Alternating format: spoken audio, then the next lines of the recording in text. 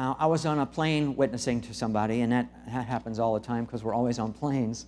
You know, and when someone sits down, I always feel, okay, this is an opportunity. Even though my wife and I are usually tired and I don't want to talk to anybody, you just feel like you got a captive audience.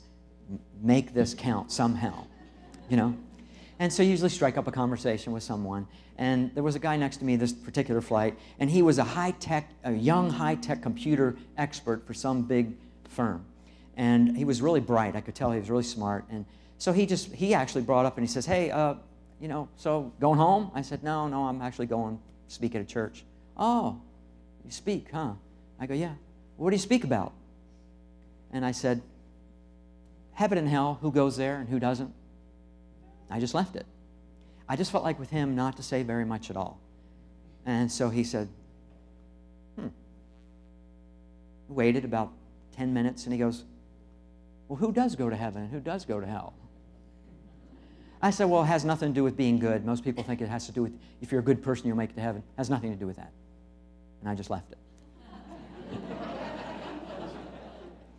You know, it says we're fishing, right? We're fishing.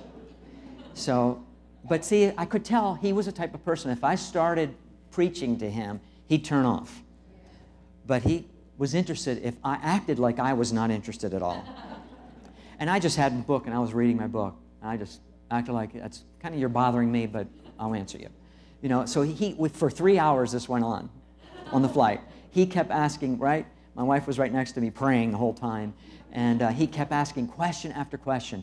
By the end of 3 hours, he had heard the whole Bible, I think, just about. And so I didn't lead him to the Lord, but I planted seed. You know, and that's what we're all supposed to do as seed planters. We're all called to do that. You know, you don't all lead people directly, but we plant seed, all of us. So that was just an experience where you got to be sensitive again to the Holy Ghost. How do you witness to this person? Everybody's different.